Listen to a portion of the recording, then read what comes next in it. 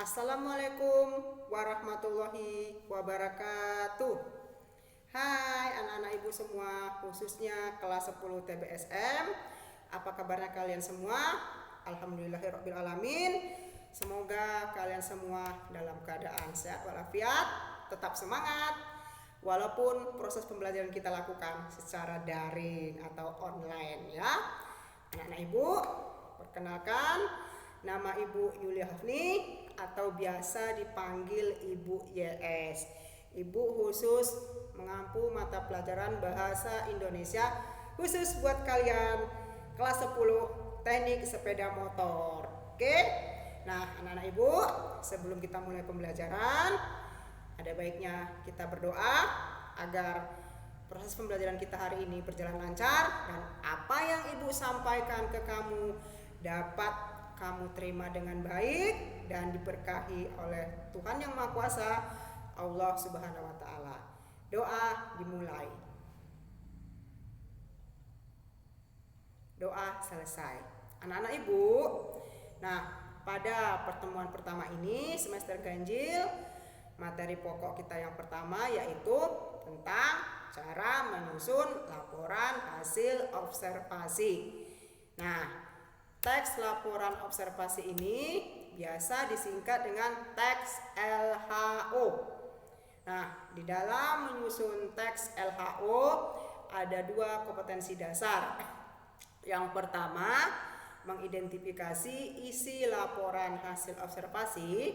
Yang kedua, menganalisis isi dan struktur dari laporan teks observasi.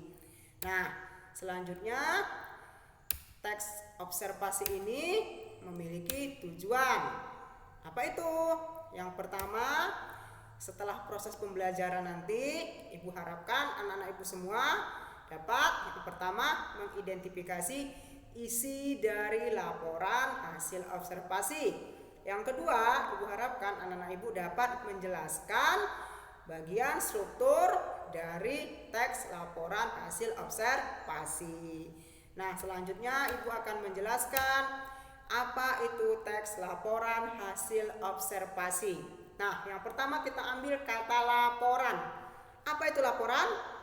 Laporan dapat diartikan sebagai menyampaikan informasi, memberitahu sesuatu, menyampaikan sesuatu, menjelaskan sesuatu.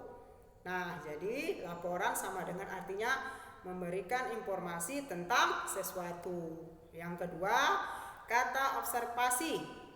Observasi itu sama dengan pengamatan, penglihatan.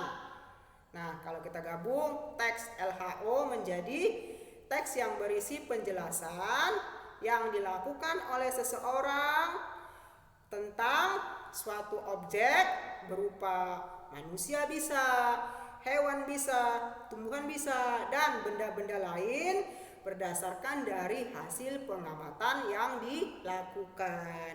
Paham? Oke, selanjutnya perhatikan tampilan berikut. Nah, di dalam menyusun teks LHO, apakah memiliki tujuan? Ada dong. Nah, tujuan pembelajaran dengan tujuan menyusun teks LHO berbeda ya anak-anak. Harus kamu pahami. Nah, di sini Ibu akan menjelaskan tentang apa sih tujuan ketika kamu mengamati suatu objek. Misalkan kamu mengamati atau mengobservasi sepeda motor. Nah, tujuan kamu mengobservasi sepeda motor itu ada. Nah, jadi sepeda motor itu adalah objek yang kamu observasi. Tujuannya apa? Yang pertama, menyampaikan informasi tentang objek atau benda yang kamu observasi atau mengamati benda yang kamu observasi. Yang kedua, tujuan dari observasi tersebut apa? Yaitu untuk menambah wawasan serta ilmu pengetahuan khususnya untuk diri kita sendiri dan orang lain. Lanjut ya. Nah, selanjutnya di dalam menyusun teks laporan observasi ini memiliki ciri-ciri. Yang pertama, bersifat objektif. Objektif itu maksudnya sesuai dengan benda yang kamu lihat. tidak mengarang atau tidak menghayal. Objeknya ada, bisa dipertanggungjawabkan. Kemudian penyusunan atau penulisan teks laporan hasil observasi itu berdasarkan fakta yang ada. Kenapa? Karena bendanya ada. Oke? Dan yang terakhir adalah penulisan teks LHO tidak menyimpang dari perkiraan atau pikiran kamu. Paham? Oke, lanjut. Nah, di sini ada yang namanya struktur teks LHO. Struktur itu apa? Struktur itu adalah bagian atau susunan-susunan dari yang namanya kerangka teks laporan hasil observasi. Apa saja? Struktur teks LHO ada 3 bagian. Yang pertama yaitu pernyataan umum atau definisi umum. Biasanya pernyataan umum ini letaknya di awal paragraf dari teks LHO. Nah, ini biasanya berupa apa? Pernyataan umum atau definisi umum ini biasanya berupa pengertian ataupun arti dari objek yang kamu amati. Misalkan kamu mengobservasi sepeda motor, kamu jelaskan dulu pengertian dari sepeda motor tersebut. Yang kedua yaitu deskripsi bagian.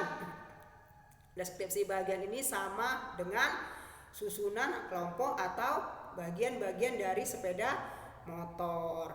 Nah, kalau kamu mengamati yang namanya sepeda motor. Yang terakhir deskripsi manfaat. Seandainya kamu mengamati yang namanya sepeda motor, ada tidak manfaat dari sepeda motor tersebut? Kalau ada, kamu tuliskan. Paham? Nah, selanjutnya Ibu akan memberikan contoh teks laporan hasil observasi. Nah, ini adalah contoh teks LHO.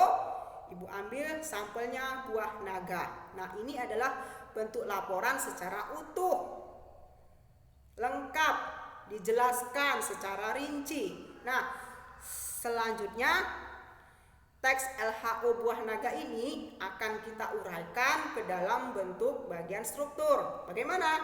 Oke, perhatikan. Nah, ini dia. Nah, ini adalah contoh struktur teks LHO dari buah naga. Yang pertama, Ibu ambil pernyataan umum atau definisi umumnya. Nah, di situ bisa kalian lihat definisi umum atau pernyataan umum dari buah naga adalah buah naga itu merupakan salah satu bentuk kaktus yang bernama Hylocerasius dan Hylocerenes. Jadi jenis kaktus dia. Yang kedua yaitu deskripsi bagian. Nah, buah naga itu terdiri dari 4 bagian, dibagi 2 bagian. Jenis dagingnya berwarna merah, berwarna kulit merah muda, dan yang 2 bagian lagi buah naga itu memiliki daging berwarna putih, sedangkan warna kulitnya ada merah muda dan ada warna kuning. Nah, yang terakhir yaitu deskripsi manfaat dari buah naga. Adakah manfaatnya bila kita konsumsi buah naga? So, pasti ada dong. Nah, kalau ada kita jelaskan. Nah, yang pertama di sini Ibu jelaskan bahwasanya buah naga itu apabila kita konsumsi memiliki manfaat yang pertama untuk meningkatkan imunitas diri, menjaga daya tahan tubuh, menghindari berbagai macam penyakit, menjaga jantung.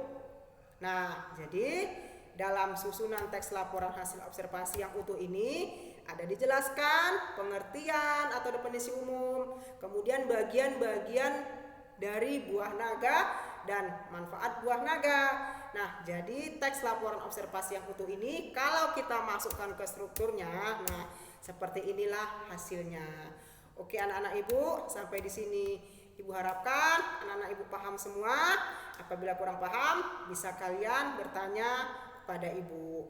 Nah, sampai di sini dulu pertemuan kita. Apabila ada salah kata, Ibu mohon maaf. Ibu akhiri dengan Assalamualaikum warahmatullahi wabarakatuh.